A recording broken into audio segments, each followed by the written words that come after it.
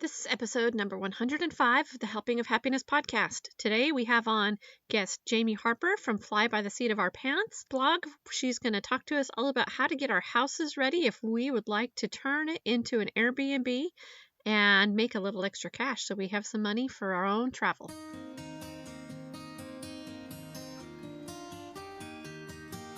Hi, you're listening to Helping of Happiness. I'm your host, Hillary Hess, a crazy mom of 7 kids who loves to eat and loves to travel. Mom life can be exhausting, hectic, and scary at times, so let's take this journey together. We can love, we can learn, we can laugh, we can cry, and we can become better friends while we're at it. So I'm sitting here with my dear friend Jamie Harper, and she is the blogger creator of Fly by the Seat of Your Pants. Hey, Jamie. Hi, how are you? I'm so happy to introduce you to my friends here listening to the podcast. I love what you're doing, and I think you have such a unique experience with your traveling that I think it's going to be really fun to talk about today. Thank you. Thanks for having me. So let's just start off. Let's hear a little bit more just about you and your family. Tell me a little bit about you. Okay. I am a mom of 4. I have an 11-year-old son and then 3 daughters, down to a 3-year-old. I live in Texas currently. My husband has a job with the airlines, so we actually fly for free in the United States and for just the cost of taxes internationally, but we fly standby, which means we get seats, the leftover seats if there are any. So we kind of fly at the last minute. We never know exactly where we're going to end up. And so we travel about once a month, and we've been doing this for 7 years now. I've been blogging about it for the last couple of years.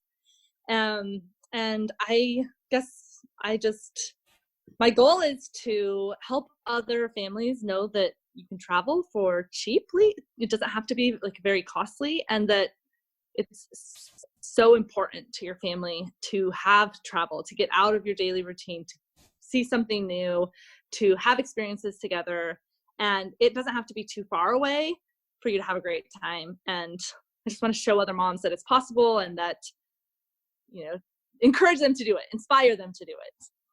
So I think that's one reason why I feel like I connect so much with you, is because I have all those same feelings about travel. We traveled a little bit when I was a kid, and those were kind of the moments that I remember of my childhood being good experiences with my dad. Like those were the times when we connected and had fun, and we also had not fun. I mean, even those are like the funny memories to look back on, when he was yelling at us when he was driving in Washington, D.C. traffic, and all the different things. But I have the same memory of my dad in the same place. That's amazing.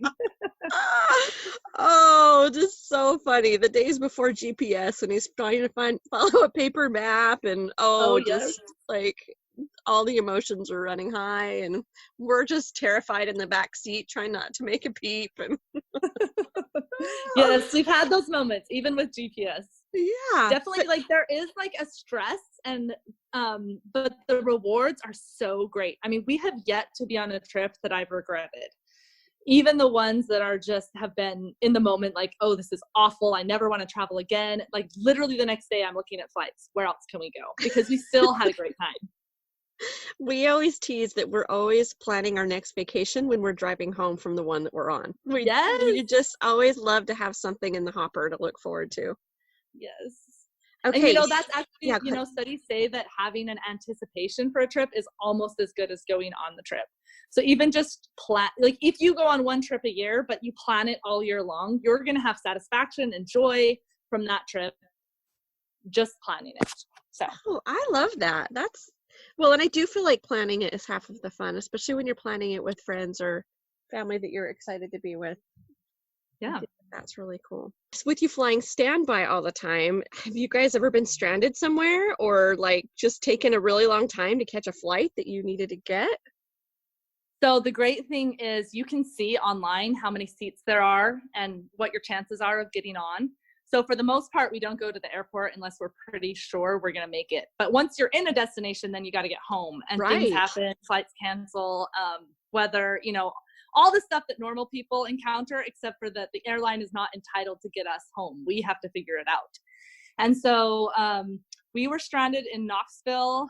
My husband got on the first flight of the day to get back for church, and then we were stranded for the next 18 hours. And when we finally got on a flight, I mean, there was all sorts of things that happened. When we finally got on a flight, it was to DC, which was the opposite direction of where we wanted to go. And I cried. So I get on my flight to DC and I'm crying because I don't want to go that direction. I want to go home. But we ended up going and staying with my sister-in-law for 2 days and then coming home a couple days later. And it was fine. It was just the moment of exhaustion of I've been doing this for so long. You're like, I just want to go home. I have things to do. Yes. My favorite story, though, is we were planning, it was the last week of summer, and I was just desperate to squeeze every last ounce out of summer. And so I took my kids alone to Arkansas on Monday, and we were going to fly to Hawaii on Tuesday. And so we flew to Arkansas. We had the best day. We went to Hot Springs. And at the end of the day, the last 2 flights canceled. And so I just decided to drive home. It was 6 hours home. And I had a little car because I didn't intend to drive for 6 hours. And I didn't know if there would be like a one-way drop-off fee or anything. And so we just drove home. So we got home at midnight. We woke up at 8 a.m. and went on another flight to Hawaii. And we spent 1 day in Hawaii, and it was amazing. And we always love Hawaii. And then when we went to the airport that night, the flight again canceled. And so we are stuck in Hawaii now, which I know people are like, oh, that's so sad to be stuck in Hawaii. But when you want to get home, you just want to be home. And so we took a flight on United to LA, and then our LA to Dallas flight canceled. And so then we literally in the last 2 minutes, we slid in the door to a flight to Houston.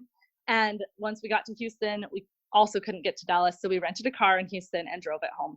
So and then the next morning we woke up and flew back to Houston to go to a family event. So, so in a week we did like 2 major road trips, 3 major flights, or 4 major flights. Anyway, it was the craziest travel week of my life. And then I was like, okay, I squeezed every last ounce of fun out of summer and we're ready to start school. That is so awesome. I love it. I feel like your flights are like our road trips because we go on like these 80-hour road trips sometimes across country with all of these stops and I love it. Oh, but you feel like you're traveling more than actually in the destination sometimes, right? When you get stuck. That week we did. Yes. Right? That week we did. Oh, that is so funny. Okay, so another thing that I think is really fun and unique about you is that you guys actually have your house hosting as an Airbnb for other people to come stay in while you're gone, right? Yes. Okay, yeah, so we started I want to know all about this. Yeah, we actually stayed in an Airbnb in Paris, and it was just someone's apartment. They had toys, they had bunk beds, they had a crib. It was so convenient for our family. And they literally didn't move any of their stuff. They just made the beds and we came in and lived in their house, and we had a washer and dryer. It was just incredible. And I thought, and after that trip, I said, honey, we can do this. We are gone so much. People need a place to stay. They want to stay with their family. They don't want to be in separate hotel rooms.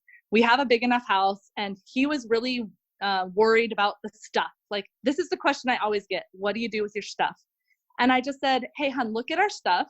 We have 4 kids. They're using and abusing our stuff. Like, are the guests really going to do anything to our stuff that we're not already doing to it? So true. I love the way that you're looking at that. Seriously. Yes. And so we got a lock on our master closet. We put away our any valuables we have, which aren't many. And we lock away our closet. And so our clothes are locked in there. Anything our kids are worried about, they lock in our closet. And then we rent it out for the week. Like we rent it for at least 2 nights. So we make $250 a night. And typically people stay like a Friday, Saturday night, and then they pay a cleaning fee as well. And most of the time I clean my own house. And it is so rewarding to be paid to clean your own house. It's amazing. And I love, as a stay-at-home mom, I don't have a lot of like rewards or, nobody tells you like, thanks for cleaning the house. It looks great. But actually, as an Airbnb host, people will say, like, Jamie's home is lovely, or it was spotless. And you're like, thank you so much. Like, that's Thank my you for job. recognizing all my work. Yes. Thank you for like loving my space like I do, and for recognizing me. And so it's been rewarding in that way. But obviously the biggest reward is that it's money. It's funds for us to travel. We went to Barcelona for 10 days and we spent $1,300, but we ended up renting it the whole time we were gone. And when we got home, we had earned $1,800. So we actually earned $500 by going to Barcelona for a week. Gosh. And it's just things like that where you're like, this is so worth it. It's basically, we got a free trip. And so far our guests have been very respectful of our home, and they're grateful to have a place to stay that's comfortable. It's just a win all around. So have you had any experiences where it wasn't a good thing, or have they just been good the whole time? We had one group that decided they didn't have enough parking spaces, so they pulled a car onto our lawn, which not a great idea, but also it rained that night, and so their car got stuck in our lawn.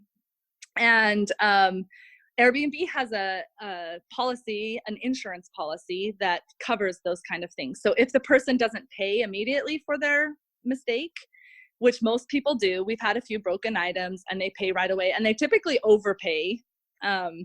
But anyway, if they don't pay right away, you can make a claim to Airbnb and they will pay out. So we got an official landscaping quote, and Airbnb paid us the landscaping quote that we got. And we ended up being able to fix it for much less than the quote.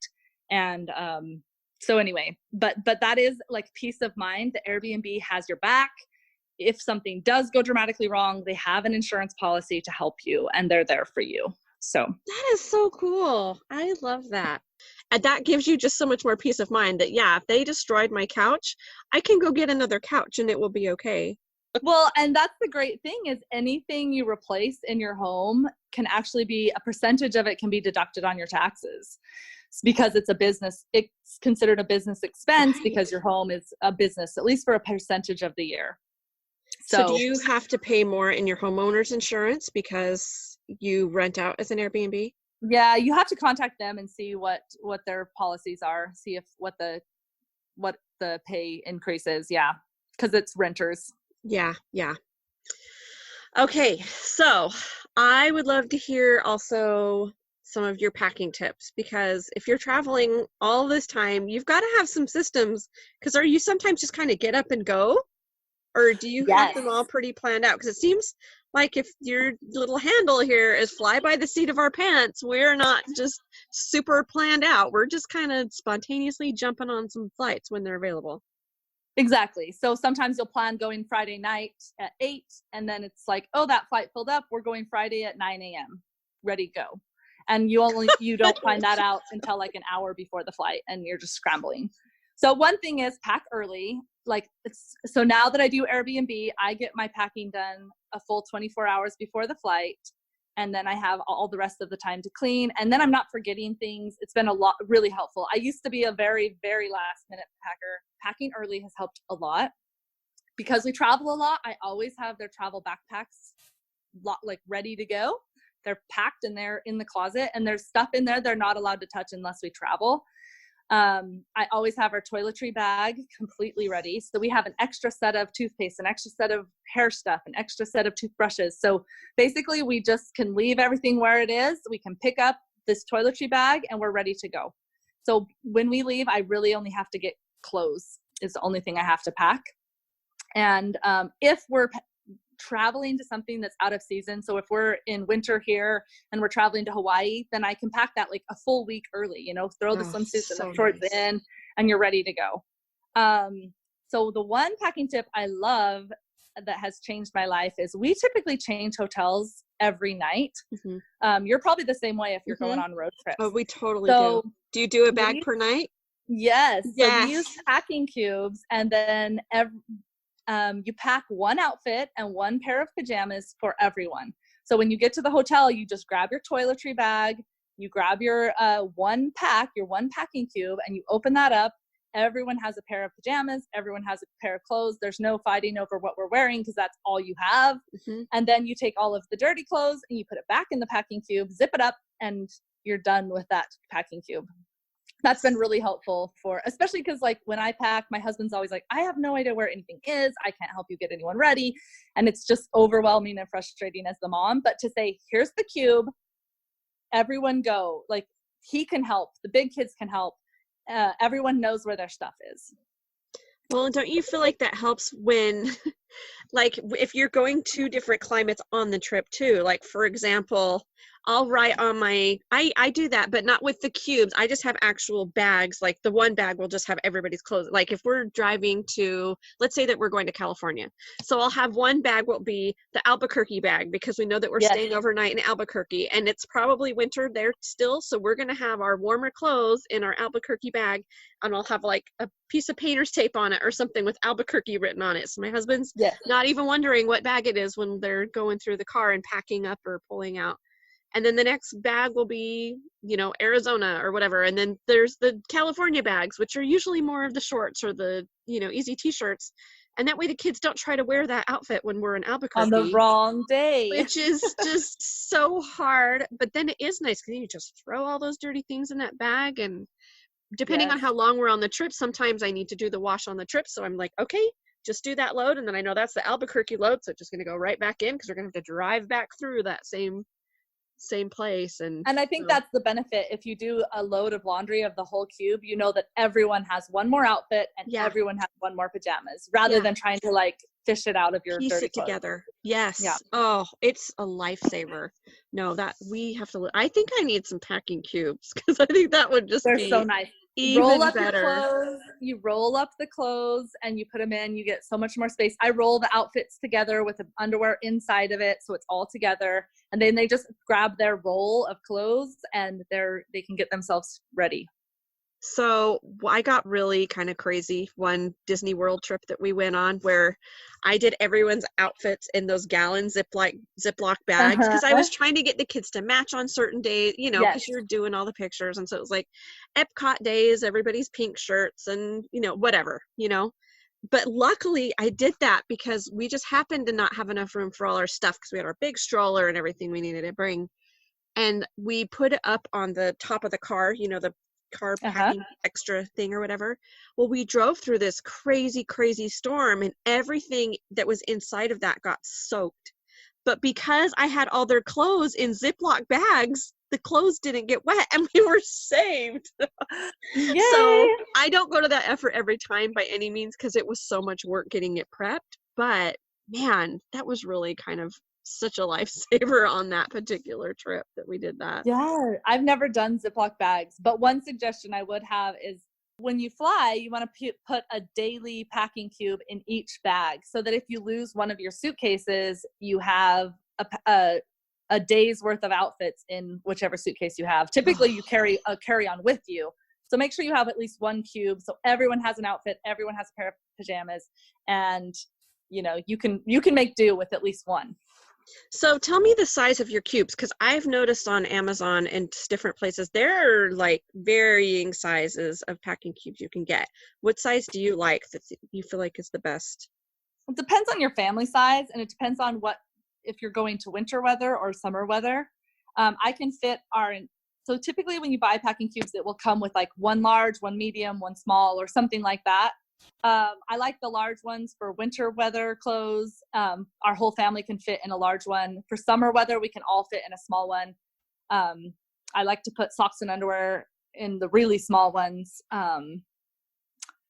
So it just depends on your family and what works for you. So do you sometimes just put an extra pair of socks and underwear in the small one as like just your safety net in case somebody has a little spill or an accident or something? Exactly. Yeah. So we do have like an underwear in everyone's outfit, but then I also just maybe in the mesh pocket in your suitcase or something, just throw an extra couple pair of socks and underwear in there for the kids. I always overpack socks and underwear on purpose. Yes. We always use them. And sometimes that's not even enough. Yes, I've been in trouble way too many times. Okay, so where do you start when you're booking your trips? Do you have a list? Do you have certain travel sites that you like to use? How do you do all of this stuff? So I think we travel differently than the average human. So we have a plan for multiple locations that we may end up, and then we just kind of see where it takes us. And often we end up somewhere completely different, and then we got to start over. The minute we get on the plane, we make sure we get a car rented, and we try to find a hotel before we land. So we just do a lot of hotel points. We have Marriott and Hyatt and Hilton cards so that we can book last minute at anything that's available. I mean, if I was a regular person planning it, I would say buy your tickets first and then get your Airbnb. And then, but we do it last minute. And the joy is that you can do it either way. We're going to see the same things, whether you planned your trip for 10 months or one day. And we have had some incredible experiences. This summer, we wanted to go to Boston or the Oregon coast. And we tried and tried. We couldn't get on the flights. And as we missed the flight to Boston, we turned around behind us and there was a flight to Colorado Springs. And we both looked at each other and were like, what is there to do there? We had no idea. We jumped on that plane, and Colorado Springs is an incredible destination. Everyone should go. So much adventure there. We had the greatest 4 days, and none of it was planned. And you don't have to plan in advance. Sometimes people are like, my husband's going on a work trip in 3 weeks. I don't know if we have enough time to join him. I'm like, 3 weeks? You have plenty of time to figure it out and join him. Even if he got a work plan, a work trip the next day, you still have time to join him. Put your clothes in the bag, figure it out in the hotel room the night before. You're going to have a great time. So I love that spontaneous attitude. I love it so much. So are your kids like very good about going with the flow with that, or do you have some that don't, kind of resistance to, so like they like a routine and it's harder for them? What Definitely some of all of that. We don't tell them too much in advance because we know that there's a chance that we won't get to go. Yeah, that's probably the hardest, is if they get disappointed to not be able to go on the trip, right? Yeah.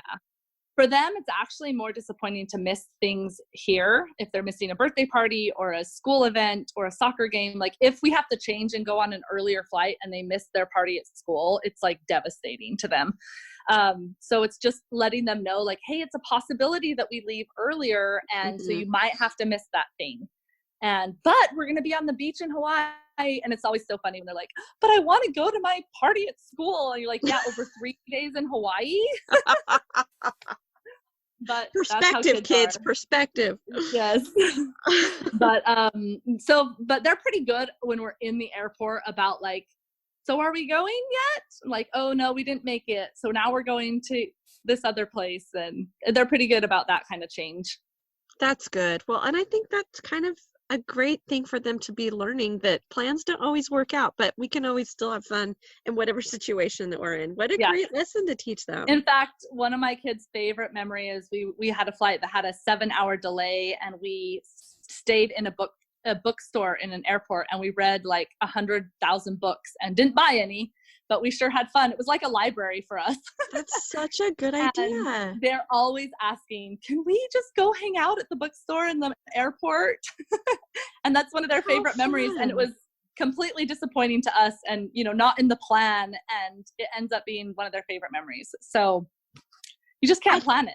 I think that that's kind of in a nutshell why travel is so important in families, right? I mean, you're going to have the crazy, but you also have these things that make such great memories, and they're so different from their everyday life. I think it just stands out so much more in their memory than just an everyday routine thing, right?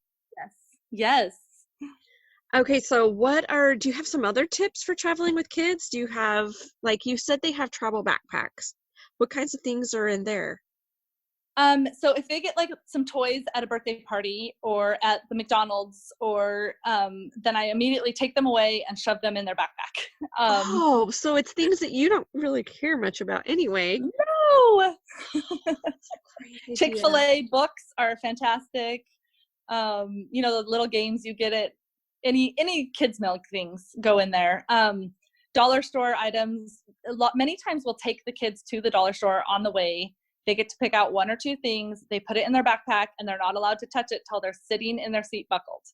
And so they're anticipating that. They're looking forward to it. They're trying to get to their seat quickly. And then it's not all played out while you're in the airport waiting, which is what happens half the time. So we try to use the airport for moving and maybe like hand games, louder activities, and then the quiet stuff happens on the plane. They also, I mean, we have very strict screen rules at our house. They basically don't get any screens during the week, maybe a Friday night movie, and then Saturday they have an hour or two of screen time. And so that's pretty much all that they get on screens. But we've kind of let that go on the plane, where it's like, this is your vacation. You can watch as much as you want. On the long haul flights, they have to do a worksheet, or they have to write in their diary, their travel diary, between every movie. That's our only real rule. That's a great idea. Yeah, I love that. Yeah. Well, and then they have memories of the trip. So that's so awesome. Yeah. So, I mean, the hardest age to travel with airport travel is from a 1 to 2.5 about, where they're just wanting to move and you're trapped in a plane. But we've done it. We travel at least monthly with that age, all 4 of our kids. It's possible, and you figure it out. We spend a lot of times like washing our hands in the bathroom, playing with the water in the bathroom. Oh, that's actually a really good tip. I was thinking washing your hands because they're crawling around on the floor, but yeah, washing your hands just for entertainment, that's actually a good idea too. Oh, I love it. So have you ever had your kids try to bring something on a plane, like through security, that they shouldn't? Or have they been pretty good about just sticking to what's in the bag? Do they ever try to stow things away? One time I let my son pack, and he packed like his soccer trophy and his wooden plaque from his wall.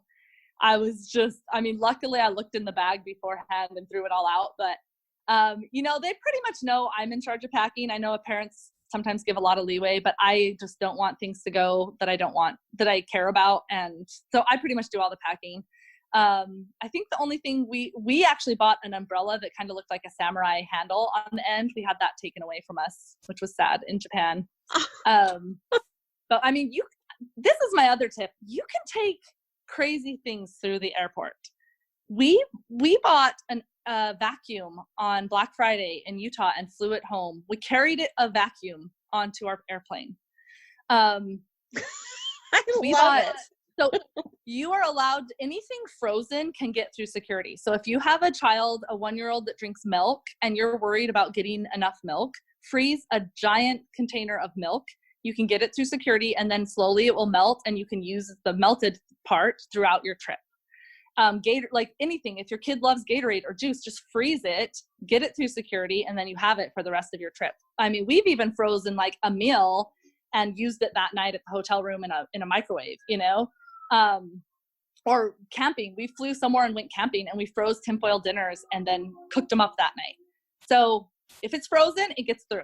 That is amazing. One other tip is security they are pretty particular about food right now. So you want to keep all the kids' snacks and food in one bag. So I kind of carry like a reusable grocery sack, and I put all the food in there. And I might have like a Ziploc bag for each kid, like a gallon size with all their snacks for the whole trip. And then when we get through security, I'll say, hey, put this in your backpack, so they have their own snacks. But they're pretty particular about food. And wipes, containers of wipes will always get stopped. So put that in your food bag for the time being. I think it's the wipes look like a bio material, and so they have to look at it. Okay. So if it's a small stack, they won't, but if it's a larger stack of wipes, they will look at it. So make sure you put that in the food bag and then it's really accessible for everything you need it. Yeah. So, and they will need to wipe off hands before you eat. That actually probably is a great place for it. They'll stop the food bag. So just plan on some extra time for them to go through your food bag. But if it's all in one location, they'll only stop one bag, and you can do it pretty quickly. So. Yeah, because it is a hassle when you have things in all the different bags that you're trying to pull out. That's a great idea. How early do you get to the airport when you're going on your trips usually?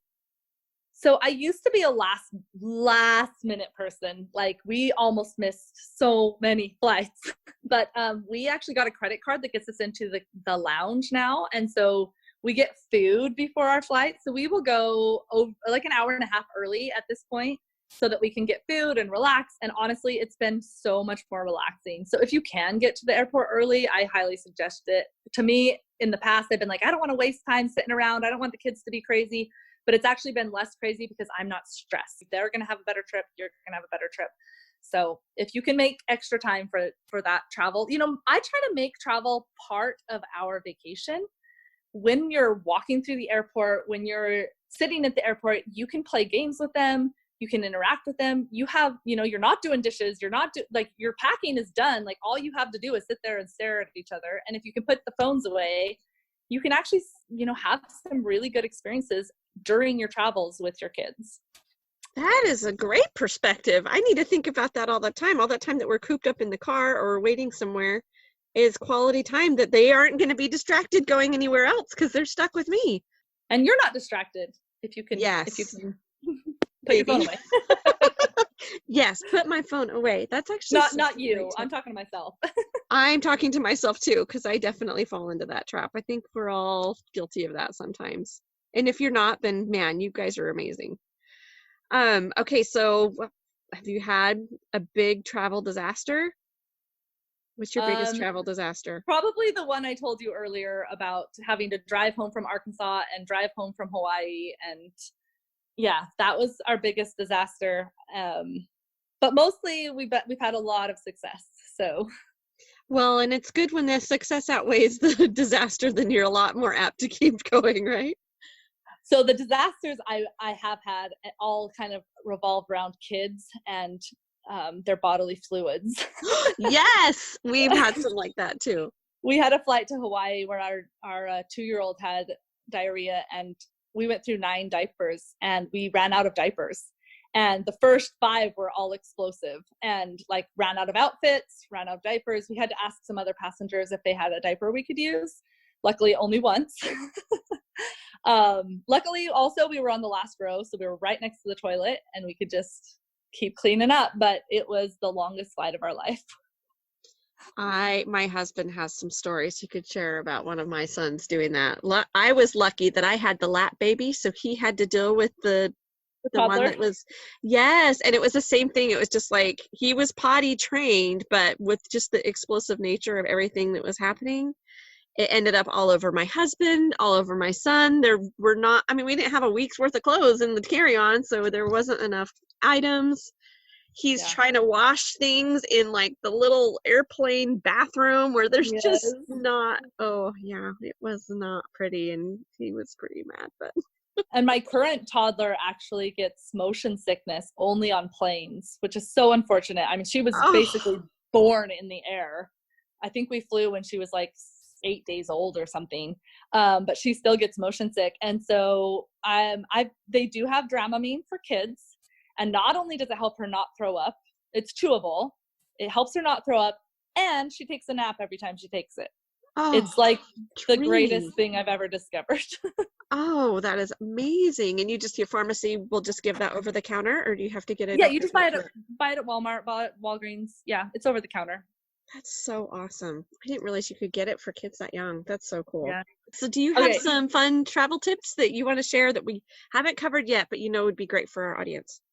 Yes, when you travel with kids, you want to take care of their food and their sleep. When kids are fed and well rested, they're going to be much happier, as the same as adults, right? The same as yourself. So make sure you're taking care of yourself in those areas as well. So you always want to have food with you.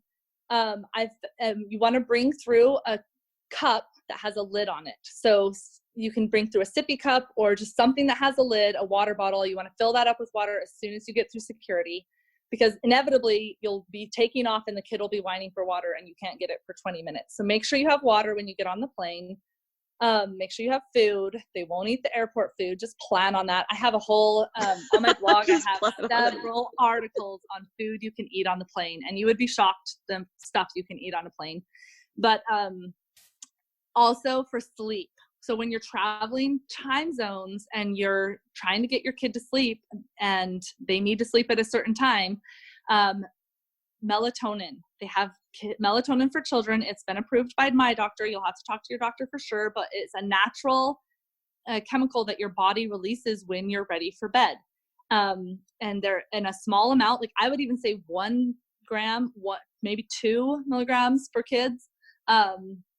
That will within 30 minutes they'll be asleep. So do not give it to them until you are ready for them to be asleep. So when we're on the plane, we get them in their jammies, we set up a little bed for them, we give them an eye mask if they'll wear it, and then we give them the melatonin, and within 30 minutes they're asleep. If it's a red eye. you don't, we try to wait Right. until This isn't like a midday flight. This is like when they would be naturally tired and like their body rhythms are ready to sleep anyway. Yeah, right? exactly. They're naturally ready, but there's so much on an airplane that will prevent them from sleeping. The noise, they're uncomfortable. They're not in their room. It's not quite dark enough. All of these things. So melatonin is just that extra little help to get them asleep. And it works great in your hotel room. We sleep with a family of 6 in one hotel room. It's a little bit difficult to get to sleep for some of them. And so melatonin is amazing to get them to sleep. And, but like you said, be careful. My daughter did take one like 2 hours after she woke up. She found one and ate it. And she was like falling apart until we put her to bed at like 10 a.m. So, just make sure you're in a place where they're ready to go to sleep. I gave it to them once at the dinner table because we needed them to get to sleep early for an early morning flight. And, within 20 minutes, they were all like sinking down in their chair, just sobbing, please let us go to sleep. So we wait until they're in bed now. And it's just a little help for them. And honestly, it's a help for us. If we're traveling time zones, we have a little melatonin right by our bed. So if we wake up at 2 a.m. and we know like it's going to be rough to get back to sleep, we just take a melatonin and within a half an hour, we're back asleep as well. So lifesaver. That's amazing. Okay, so I think we should link up to your food on a plane post. So you got to give me that link and we'll put it in the show notes because I think that's could be really great for us to know. Is there any other tips that you can remember that you wanted to share? Yes. Okay. So national parks are our absolute favorite destinations. I'm sure if you do road trips that you go to lots of national parks. They're actually quite difficult to get to when you're flying because you have to fly in and then you have to drive quite a ways off to the get beaten to. path for sure. Exactly. Yeah. But they're worth it for us. Like we will drive hours to get to national parks because they're so incredible. And it's such a great deal. An annual pass is like $80. But if you have a 4th grader, you get in free. So make sure you take advantage of that. We have a 4th grader this year. We're trying to get to like 10 national parks. So that, and once you get in, everything in the national park is free. The hiking, the views, the lakes, it's incredible. So definitely plan trips around national parks. Love it. Love it. We've used the 4th grader thing when we went to Yellowstone one summer, and it was so nice to be able to just flash that and go everywhere we needed to go. It was awesome. I almost always have a 4th grader, like every other year. Right? So it works out pretty good. So if you want to go to national park, just invite us. We'll help you out. No. Well, and also grandma gets a national parks pass for her life, for the rest of her life, for $80. And if you bring grandma in the car with you, then the whole car gets in free. So oh my goodness, buy grandma a national parks pass and bring her with you. That is awesome. I bet you have just like so many loads of tips for all of it. I need you on for maybe 6 hours and then we can go through Check the blog. Okay, so let's tell everyone your blog and where we can find you and follow what you're up to. Okay, so it's called Fly by the Seat of Our Pants instead of Your Pants. Fly by the Seat of Our Pants and .com. That's it. And I'm also on Instagram under the same name. So it's really long. You can't miss it. And yeah, so I share lots of pictures. It's always fun on travel days because it's like, we're going to the airport. Who knows where we're going? And I'm like, I don't. So your guess is as good as mine.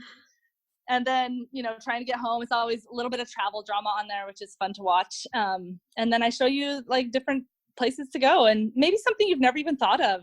Mm-hmm. I don't know. Have you been to Oklahoma City yet? No, but I just saw that you were there and it's making me really want to go. Yeah, it's like 3 hours from us, probably less from you. And I've never been there. And really, it's not like a destination where like, I want to go to Oklahoma City. It doesn't really like inspire you. We had such a great trip. They have beautiful spaces. They have some incredible museums. If you have a science museum in your local town, you get in free to their science museum. Anyway, we have found some incredible places that you wouldn't think of. Like sometimes people feel like, oh, I have to go to New York and I have to have $5,000.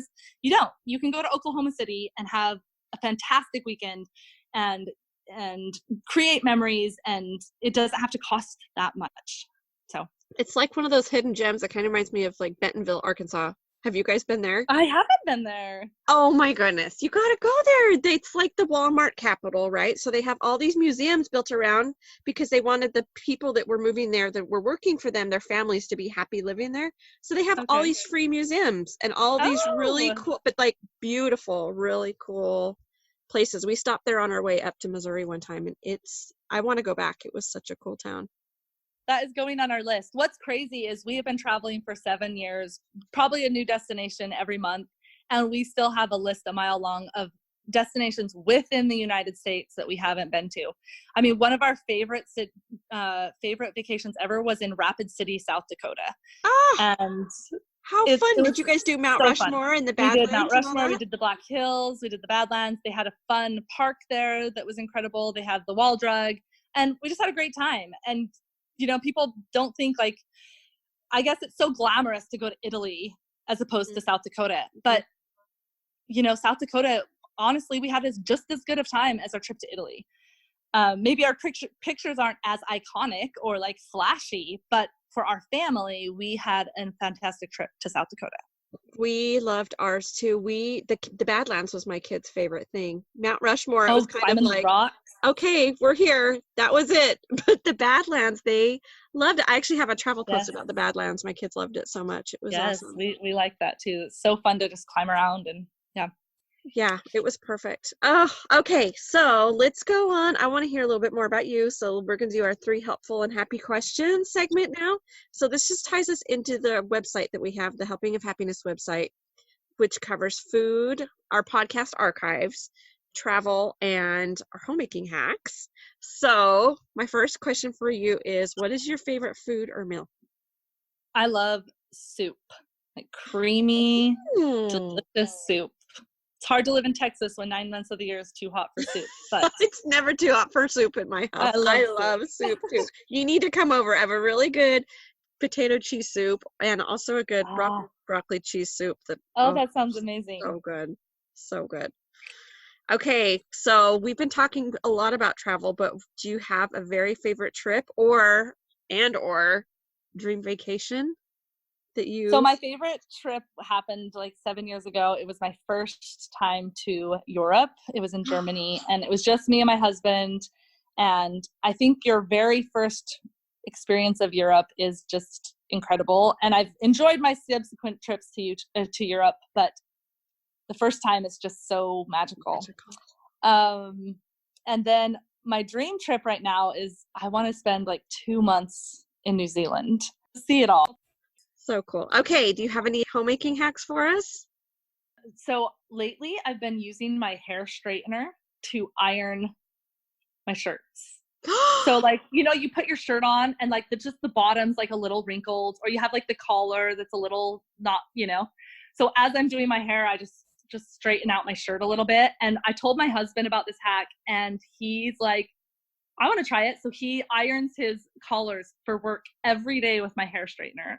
Oh my gosh. Well, and I bet when you're traveling, it's like you have it with you anyway. So what an easy thing, rather than getting out the mystery hotel iron that may or may not rust all over your clothes that you're trying to iron up. Oh, that's so cool. I do not iron, but I do use my straightener. But I do hair straighten. Oh, that is so cool. Oh, Jamie, you are just awesome. I think I just need to talk to you all the time because I need to learn all these. It's so this fun. Can go off record or not, but I think I assume you've taken the trip from here to Utah, right? Yes. So I should probably get some tips from you because I've never driven it. We've flown to Utah 18 times a year, but I've never driven. But this summer I'm driving, and so I'm planning like a super fun itinerary to get there. Okay, I have so many stops for you. Yes. Okay, send them over. Okay, I will. We're going through Amarillo and then Santa Fe and then up through Mesa Verde. Oh yeah. And then I hope we're doing like Arches, Canyons, and Capitol Reef. Okay, I even have some really great like places that you need to stop and go to the bathroom and run around. Like there's this free you can stop at. That's a convenience store.